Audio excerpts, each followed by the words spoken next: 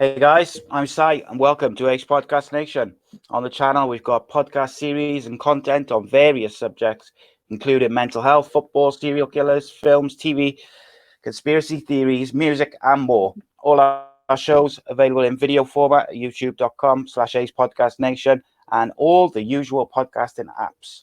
Today's show, a little bit different. Something of one of my favorite series to record is episode number 11 of Unscripted and Uncensored, where I don't really have a run through or a script. The questions and the talking points are sent in by the people on email, Twitter, Facebook, and away we go. See where the conversation goes. My guest today, 8-time amateur Welsh champion, 3-time British champion, also represented Wales at the 2015 Commonwealth Games.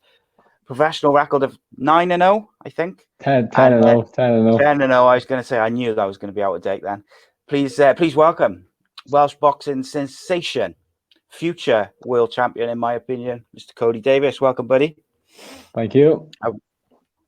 Good to have you on, mate. We got there eventually. We've been trying to get you on for a while, but constantly training. See, that's the problem. Yeah, flat out, man. Making weight. You got a big fight coming up now on the week Saturday. So all my time is spent in the gym and out on the road. So yeah, we're finally here now today. So let's get it done. Yeah, let's get to see what the people are going to ask you. There's people that generally have been, when I've had like yourself and I had Gavin Gwynn on and a couple of the Welsh boys from UFC and Cage Warriors, people have been quite kind to the fighters. So I don't know whether it's because they're fighters or what, but like I had Roger Giggs on and they weren't so kind to him. Like they asked him loads of questions about his brother and stuff, but he was good sport. Like he had plenty to say. He was good. But yeah, the fighters, people seem to be kind. Yeah, I wonder why. Yeah, that's it. No. So yeah, you like you said, 10-0, representing Wales at the Commonwealth Games. So are you all set for your fight now? Week Saturday, as we record. Yeah, I'm all set. Yeah, my weight's down nice and low. My fitness is up nice and high. Everything's going good. Me and Gavin's been working day in day out. As you can see from my social media, no stone's been left unturned. So we're more than ready to go now. Come February 22. Yeah, it's some big fights on that day. Jeez, I was going to say it's a day for boxing. That is right. So yeah, like a lot of the questions, we had quite a few questions which were like repeat questions where the same people asking the same stuff. But I think about 10 people asked, like, do you get nervous before fights, or is it more like the run up to it? Yeah, of course you get nervous. I believe that if somebody says they don't get nervous, they're lying. It's a massive test for you're testing yourself in front of thousands of people, hundreds and thousands of people. So of course you're going to get nervous. Anything can happen in the boxing ring, but you got to make your nerves work for you, and that's exactly what you do. So yes, it's more of an exciting nerves than a negative energy. Yeah, do you get anything particularly you use like to control your nerves, or it's just a mental thing? Yeah, I used faith a lot growing up. Growing up as an amateur, flying around all around the world. Being on your own and stuff like that. I use faith and use God to bring me through my tough times back then. Obviously that's still a massive part of my life now. But yeah, I've kind of welcome the nerves now. So it's not so much a bad thing for me. It's more of a good thing. If I'm nervous, I feel good. I know I'm gonna perform.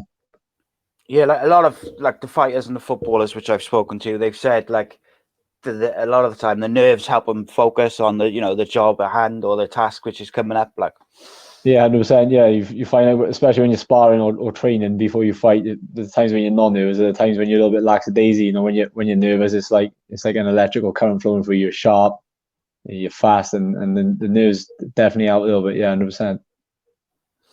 Yeah, I watched your fight with Chelly again. Every time I say Chelly, I keep thinking of Chev Chelios. I don't know if you've seen it. It's a film with Jason Statham. It's like one of his early films, but every time I hear his name, I think of that bloody character. But I was watching that fight again, and it's a really interesting fight because the first round or two, he looks quite strong, and then once you kind of got knocked down, but not really. Like, I watched it a couple of times, the knockdown, and like it wasn't like a knockdown where you were in any trouble. Like you were straight up and you weren't it wobbly was or a anything flash like that. knockdown. You can't beat around the bush. I got knocked down. It was a flash knockdown. It was nothing serious. But yeah, like when we go back to nerves, then coming to that fight, I wasn't very nervous. So when I got caught in the second round, I got put down a flash little knockdown. It kind of woke me up a little bit then, and the spark was back then. I was ready for action. Yeah, and I think you dominated the fight after it, pretty much from the knockdown onwards. It was a close fight, but and it's a really good fight as well to watch. You dominated the fight from then. Yeah. Is that one of your favorite fights since turning pro? Yeah, definitely. When you prepare for a fight, your first couple of fights when you're fighting journeymen it's no great deal of danger, it's no great risk going into a fight when you're fighting a journeyman, as every boxer does when they first turn pro. I was fighting Zach Chelly, he's an undefeated prospect itself, so that's when you really start to engage them mentally. So yeah, I definitely enjoyed the preparation for that fight. Learned a lot about myself, and yeah, performed and got a win, and now we're moving on. So yeah, one of the questions is actually, what is like your favorite fight that you've had, either in the amateurs or since you turned pro? Is there one which sticks out in particular where you like just look back on it and just think that was wild, or that was a good, like, just something you enjoyed about it? No, there's not really a particular fight that stands out for me. Every fight is a fight at the end of the day. It is what it is. It's how I do my living, so it's how I do my living. So, no, not particularly. Not one single fight. I enjoy them all equally, especially when when you perform, you have a good fight. Like when boxing the O2 was nice. Boxing over in LA, that was great. But yeah, on the whole, all fights, they all mean the same amount to me. So yeah, I'm grateful that I can box and be put on these big stages and happy days. Yeah, I suppose like for like people like me or other people who are just they're watching them, they want to see like a good fight or whatever, and exciting fight. But for you, I suppose you're just on this journey where you're just trying to get to the top, so you're just working through each fight. It's almost like a rung on the ladder, isn't it, as you get to where you want to get. Yeah, exactly. You hit the nail on the head there when you said journey. It's a journey. Fans pay the hard-earned cash to come and see entertaining knockouts and things like that. But when you're in the ring yourself, all you care about is a win. Whether you got to be in the most boring fight ever or the worst, most barbaric fight ever, it doesn't matter. You do what it takes to get a win. So sometimes styles don't mix and the fights are boring. But other times they mix. Styles make fights, as you know, and sometimes they mix and it makes for a great fight. But from a fighter's point of view, it's all about the W, and that's that's why we're in there, whether it's boring or not. That's what we're there to do. Yeah. What's more satisfying, like a big KO or just completely outboxing someone over 12 rounds? I say they're probably equally as satisfying, although they're massively different results. I've had first round knockouts, and I've had results where I've boxed the ass off my opponent for the entire duration, and they're both good. It's nice to go to the later rounds and give your guy a complete boxing lesson and showcase what you can do. But it's also nice to have a nice early finish. Get out with the fans and enjoy the night and enjoy the rest of the boxing. Then with your fans, and obviously there's less chance of picking up injuries and things like that than with the early finishes. So they both have their benefits and they both have their rewards. So it's all good. Yeah. I always imagine, like, I asked like Gavin Gwynn, I asked some of the UFC guys, like, wherever they go, I reckon wherever you go, like, the Welsh come in their thousands to watch wherever the fight is. Like, do you like, after you've been doing like a weight cut and that, and then you have the fight, are you able to go and have a few beers and chill out after the fight straight away, or have you got to wait? Yeah, I wouldn't necessarily have a few beers, but yeah, I'm always grateful to see my Welsh supporters. When I boxed over in LA a couple of fights ago and brought some Welsh over there with me, Simon Waite and his wife Tracy. They travelled all the way over there to watch me. So, I was more than willing to go and have a drink with them after the fight. I was on the spring water, obviously, but yeah, it's great to go out and see all the fans, and it's humbling. It's really humbling to travel. It's like I'm going to London now in a couple of weeks. I've sold all my tickets. And it's humbling, it's touching to have everybody follow me and be interested in my career. So yeah, the least I can do is go and spend some time with them. That's what I love doing. Yeah, the Welsh, they love They love traveling, don't they? Like, for boxing, football, rugby, whatever it is, they go in their hundreds. Yeah. So where's that question I was going to ask? So one of the more trickier questions, I guess, they're not even trickiest, but sometimes people don't like answering them. but we always get the same type of question. It's like they say, who's the biggest tosser in boxing?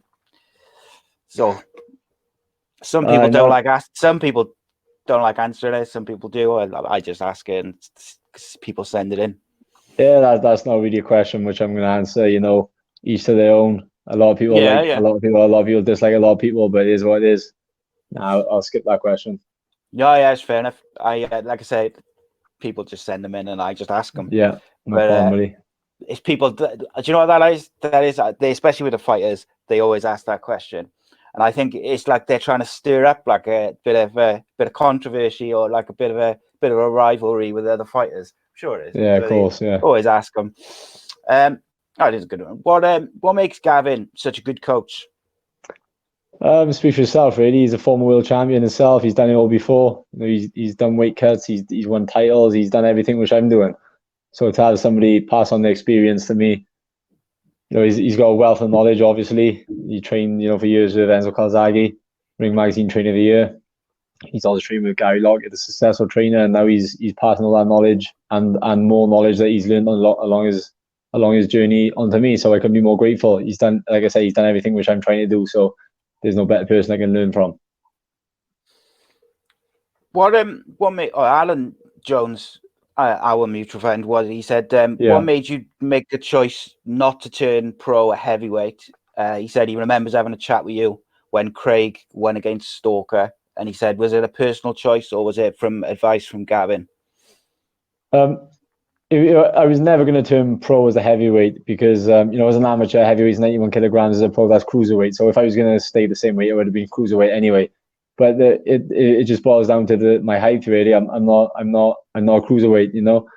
Although I carry the weight well, and I carried the weight well growing up, and through the amateurs, you know, I boxed the heavyweights through the amateurs, and I was very successful. But you know, as a pro, it's different. You get a day before weigh-in, which is a massive difference. You know, you're fighting for longer rounds, which is another massive difference. You know, the training is way more intense than as it is as an amateur. So naturally, my weight was starting to drop anyway. And then, you know, Gavin and myself agreed to try and box at light heavyweight, we made that, and then we was very comfortable there. So the natural progression from there on out is to go back down to super middleweight, where I was when I was doing my GCSEs in school. And that's where I'm at now. You know, I couldn't be feeling better. I'm in great condition physically and mentally. And yeah, thanks to Gavin, I've also got a nutritional and conditioning trainer, Russell Smith from Cumcan, who's helped me along the way. I got help from the 420 shop in Caerphilly, who's providing me with supplements, and also PAS Nutrition, and Darren Campbell, who's providing me with supplements. So yeah, I've got everything in place to make super middleweight and feeling strong. So why not? Do you think you'll stay super middleweight now? Yeah, I mean, there's going to be a time when I'm going to have to move up the light heavyweight and stay there when I start maturing a little bit more. But as it stands now, I'm young enough, I'm fresh enough, and I'm feeling good enough to make super middleweight. So that's what I'm going to continue to do. Shout. Let's have a look. I'm trying to navigate all these questions. Outside of Joe Calzaghe, who do you think is the greatest Welsh boxer of all time? You know, there's some great fighters in Wales. There always has been, and I'm sure there always will be. Personally, obviously, Joe Calzaghe's tops the list. That speaks for itself. I think behind Calzaghe is obviously, personally for me, is Gavin Rees. Now, he's done it all before. He's my trainer, and it is what it is. That's my personal opinion. Yeah. What was I going to say? It's gone. I was going to follow up with something I completely gone from me. Obviously, you were under David Hay Promotions for a bit, weren't you? And then you're under Frank Warren now, aren't you? Was there any particular reason why you changed over? It was just a sort of natural progression. Yeah, that was done natural progression as well. I think the plan with David Hay was to beat Tony Bellew and move on to some big fights and bring us through with him. Obviously, that didn't go to plan when he lost against Bellew. So, you know, he went a little bit quiet and we was left in no man's land. So it was a joint decision from my managers and myself and trainer to move with Joe Joyce to Frank Warren. That's where I'm at now. And yeah, I'm looking to stay active or get active and remain there and carry on. Good shout. So a couple of people asked, what does POG stand for in your social media profiles? POG means property of God. There you go. I thought it was, but I thought a couple of people asked. And so, yeah, so you're quite. Sounds like you got a lot of like faith and stuff, which you don't always come across like in the UK as much. I think I've noticed it more with fighters, which I've spoken to, than perhaps I do with people generally. But like obviously over in America and stuff, it's more it's more common. People are a bit more religious and stuff. Is that you, I think you just said then that's something which you've kind of grown up with all the way. Did that come in to your life when you started fighting as an amateur and as a kid, or was it always there? It's always been there. It's always been instilled within me. My parents growing up kept my mind open. I was able to make my own decisions and follow my own path. And I followed the path of Christianity. I didn't go to church until I was about 17 or 18. And I took it upon myself to go then. Met my pastor, who's Pastor Peter from Korea. He gave me some. We done Bible studies for about 6 or 7 months. I took the plunge then. I got baptized, and I haven't really looked back. Everything got shaken when I lost my sister. Obviously, my religion and my life in general was shaken there.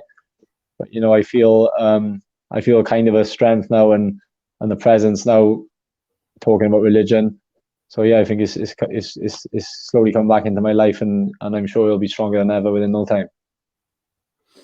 Yeah, So there was a question which I thought of actually earlier on when I was kind of getting ready for it. Was we got I do a series where mental health in sport, where we speak to kind of athletes about the pressures on young people coming into sport as professionals, or even people retiring. Why do you think like boxers and fighters in particular, they do seem to struggle when they retire? Can you put your finger on anything which in particular why that is, or do you think it's just like a competition thing? It's not a competition. I think when you're a boxer or a fighter, your life is overrun by the sport. From the minute my eyes open in the morning to the minute they shut at night, all that's on my mind is training. What session I got next? What I'm eating next? What run I'm doing? What protein I need? What coach I'm going to train with? Every single thing throughout the whole day is to do with the sport. So I think when you retire and you separate yourself from boxing, a lot of people turn to training like Gavin. A lot of people turn to other things. But I think when you completely separate yourself from boxing after doing it for so long, I always say in my social media posts, it's not a 9 to 5 job, it's a 24/7 job. So when you step back from that, there's obviously a massive difference. It's probably just like starting all over again. So a lot of them turn to the bad things in life, like the pub and drinks and drugs and stuff like that. A lot of them turn to training like Gavin. And I think it's just down to who you are as a person. I believe that I'll after I finish boxing, I'm gonna stay in the game and teach the younger generation, teach younger generations some stuff, and give them the opportunity that I've got now working with Gavin. So yeah, I'm gonna pass on my knowledge and go from there. Yeah, I think it's not just boxers. I think it's a lot of professional athletes in general, because they put so much into it from a young age that when the retirement comes, or particularly if the retirement's enforced through like an injury or something like that, it's going to be difficult, isn't it? And like you say, yeah, of course, it's kind of on the person. Then do you so growing up, were you all about boxing, or did you do any other sports? Yeah, growing up, I was, my dad had me punching bags when I was 7, 8 years old in the garage, but I never really followed through with it. I never really took it seriously until I was about 11 or 12. I was a keen footballer. I was a keen rugby player. I've always been into sports, and I decided one day after watching Joe Calzaghe boxing on the TV at home, my whole house was buzzing. I decided there and then that's what I wanted. So my dad built me a gym in the garden, and here I am now. That's awesome, that is. Do you follow MMA as well as boxing, or do you tend to just follow boxing? To be totally honest with you, I don't follow boxing. I don't follow any. I don't watch boxing. I don't really like watching boxing. I see the headlines. I see what's on Instagram and that. But apart from that, I'm not one to sit down and watch fights. Only the big fights. I watch the big fights. I like watching, the slick southpaws and stuff like that. But boxing in general, and I don't really like watching it. That's interesting, isn't it? Because like obviously, like you say, like your life is 24/7 boxing. So you kind of from the outside, you assume, you'd watch a lot of boxing. It's interesting, isn't it? Yeah, it's interesting. Complete opposite for me. But I suppose in some ways, like when you're not training and you're not fighting, might want. I suppose you want to get away from it a bit and like just kind of get your head away from it. But then if you're doing it all the time, you can't do that either. So Yeah, exactly. but Yeah, so obviously there's Fury and Wilder's coming up. I think that's on the 22nd as well, isn't it? yeah. That's gonna follow. That's gonna follow on the card that I'm boxing, obviously on BT Sport. That's gonna Yeah. follow on the program after that. So yeah, it'll be a big night of boxing. Who you got? Fury, 100%. Yeah, I think so. I don't, well, I think Wilder's, he's got so much power in he, but like, I just think when I look at the two of them, and I just think Fury's such a talented boxer, as well as obviously his size and his reach and all all those other like physical traits. He's a genuinely talented boxer, and I think people sometimes forget that, and they don't give him enough credit for how good of a boxer he is. Yeah, exactly. Yeah, exactly right. I think it'd be an interesting fight. Do you think? I had this question literally about 50 times. As soon as like back when we first announced that you were going to come on the show, I've had this same question emailed or texted to me. A lot of it by my friends as well, like different friends texted me, and they said, "Who's he think out of AJ and Fury?" And I was like, "I'll ask him." So yes, it's a good question.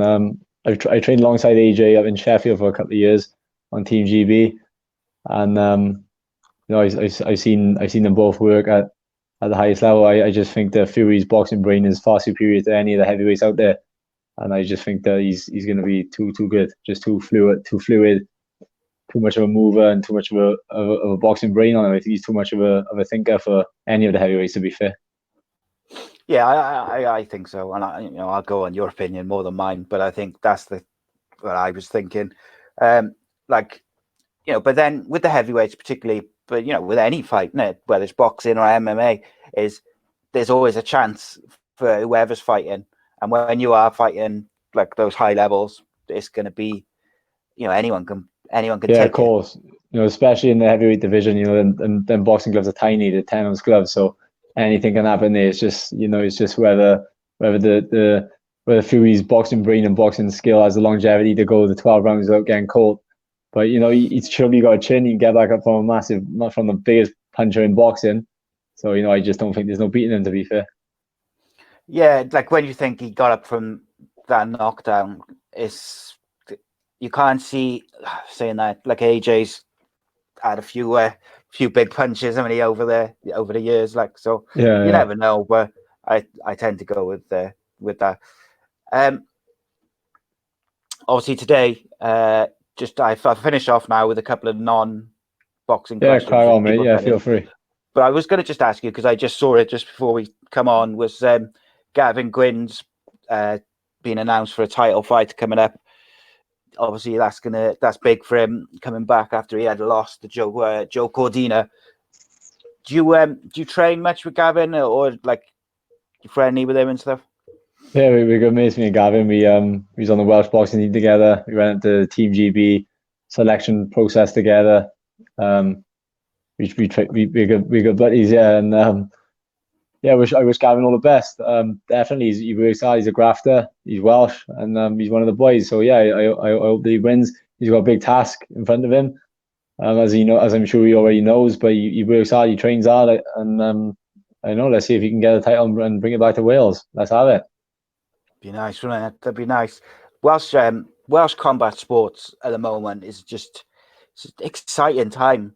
Like you got guys like you and Gavin, you got the MMA guys like Jack Marshman and Jack Shaw and Brett Johns, Oban as well coming up. It's exciting to think that maybe in a couple of years there could be Welsh champions in MMA and boxing all over the shop. Yeah, it's definitely growing. Combat sports in Wales is really, really growing. I think it's down to what we got, the facilities we got around you. If you go to anywhere in England, any of the cities up there, you've got like there's basketball courts everywhere, there's running tracks everywhere. They've got massive versatility when it comes to sports. You come down to Wales, you've got weightlifting gyms, boxing gyms, MMA gyms, and that's it. So it's good. It's obviously paying off, and people are starting to get their names out there now. Jack Shaw, Jack Marshman, Brett Johns, You know, all the boys you just mentioned, all the boxers that are coming through now. It's a massive time for combat in Wales, and I'm just happy to be a part of it. Absolutely. If there's kind of one boxer, Welsh boxer, who you could name, maybe younger than you or coming up, who people maybe not familiar with, who you think is going to go far, who would you say? It's an unfair question to ask me to name one boxer, because, like I just said, it's growing, and I've been around all these gyms, especially up in Gavin's gym. You see these kids, these 9 and 10-year-olds. They're amazing. You know, they're outstanding. The talent they have is far superior to what I've seen people my age. You know, boxing all over the world. It's just whether or not they can stick at it, whether or not these kids can stick out from where they are now and carry it all the way through to schoolboy level, or junior level, schoolboy level, senior level, then turn pro and keep it going and going and going. You know, that's the tricky part. The tricky part is getting past the time where, you know, they start going to school and start going out of school, and the discos and the parties and the drinking and the girls. You have to try and knock down the head. And if they can do that, then there's going to boxing, especially in Wales, will be thriving even more than it is now. The talent out there is amazing. Yeah, I think that's the trick in it. Is with all sports, is once kids reach like that kind of teenage ages in high school, and it's whether they can stick at it, you know, from whether they're in academies in football or they're you know, at schoolboy level in boxing and stuff like that. It's trying to keep them at it, and got to have the dedication. On the straight and narrow. Yeah, that was the phrase. I couldn't think of the phrase in my head. All right, just to finish off, because I know I don't want to keep you too long, because you're in fight camp, and I appreciate you finding some time for me. No problem at all, mate. It's nice to be here. We'll do a couple of quick fire kind of non-boxing questions. Yeah, let's go. Cardiff or Swansea? What are you talking about? Football? What are you talking about? Football, yeah, football. Cardiff or Swansea? I do not follow football in the slightest. I couldn't care less, to be honest with you. All right, there we go. I'm going to edit that out. I'd have to say Cardiff because it's closer to me, but that's the only reason why. That's good. Yeah, that's good. That's good. So a couple of questions then was like, well, about Welsh football, but I'll skip them because you don't follow football, so it's like no. Conor McGregor, what's your opinion of him? Not necessarily in terms of like the away from the fighting, but just in terms of how he's changed the game, you know, for British and Irish fighters, particularly obviously more in MMA, but like just in terms of he's brought combat sports to more people, if you like. 100%, yeah. It's inspiring. He's obviously inspired millions of children, millions of people, you know, to get off their asses and get to the gym. He's made millions for him and his family, and you can't fault the man as an athlete. You can't fault him. Anybody who's got a bad word to say about him as an athlete, then, you know, they obviously don't understand the meaning of what he's trying to do, which is to provide a life for him and his family, which he's obviously done tenfold. So yeah, amazing guy. What he's done, what he's achieved is amazing. Outside the cage might be a different story, but my comments are, my question was for what he's like as an athlete, and that's my personal opinion. Yeah. Unbelievable, yeah. Yeah, and like at the end of the day, like when he was fighting in, I think, Cage Warriors, just before he fought in the UFC, you know, he was completely skint. He had nothing, so he was literally fighting for, you know, for, like you say, for his family and for his security and that. And I think he's changed the game for the better for MMA fighters in terms of pay as well, because I think when you compare the boxing and MMA, sometimes the MMA fighters on the lower rungs perhaps don't get the pay that they deserve, because, you know, any fighters that you're putting your life in, you know, you're putting your life on the line to a certain extent every fight you have. And yeah, 100%. I think boxers and MMA fighters should get paid accordingly for that risk. 100%. You nailed on the head there. And if you want to touch on that as well, you know, there's boxers I know out there that have signed with said promoters and managers, and, you know, I know boys who've had to pay out their own pocket to be on a show to fight. You know, it's disgusting if you ask me. But yeah, that's my personal opinion, and that's down to these you know, there's the sleaze bag people who's running the show behind the scenes. Not speaking from a personal experience, but speaking from what I've heard from my friends. You know, they've had to pay out their own pocket to go and fight. You know, I think that's bang out of order, but, you know, it is what it is at the moment. Hopefully the boxing scene in Wales will thrive beyond that, so people can get what they deserve. Yeah, it's quite shocking, really, when you think of it, but it doesn't surprise me in the same way, unfortunately. Yeah, it's sad. But it is. Right, Kody, I appreciate you joining me, mate. Tell the people where they can find you on Twitter and Instagram and stuff like that. Firstly, I want to thank God I believe without God, none of these opportunities would be possible for me. Secondly, I want to thank my sponsors that I've written down here: 420 from Caerphilly, Top Spec Motors, Batch Plant, Chris McNeil Building Services, Man-Made Gym Attire, The Valley Tavern, Simon Waite Trenching, Marmaris Barbershop, Empire Protate, PAS Nutrition, and Gavin Thomas. I want to thank these guys for being on board my journey with me. And I can't wait to get in there on February 22nd and on the show for everybody. Yeah, and sorry. Here's the question. Yeah, you can find me. You can find me on Instagram, Kody Davies 7. Same on Twitter and on Facebook, Kody Davies, spelled with a K. Excellent. And people can find your fight at BT, is it? Yeah, I'll be on BT. Yeah. Excellent. Guys, you can find me on Twitter and Instagram as of today at acecast_nation, facebook.com/acecastnation. All our shows are available, video, youtube.com/acepodcastnation, and podcast platforms and radio apps everywhere. 3 new shows a week, Monday, Wednesday, Friday. Please subscribe to the YouTube channel, because that's the best way to help us keep making good content and having awesome guests like Kody and some of the other people we've had on. Please like, share the video, and leave a comment and tell us who we should get on next. Kody, thank you for joining me, mate. Really appreciate it. Nice one, buddy. Top man. Nice to be here. Cheers, Take your buddy. time.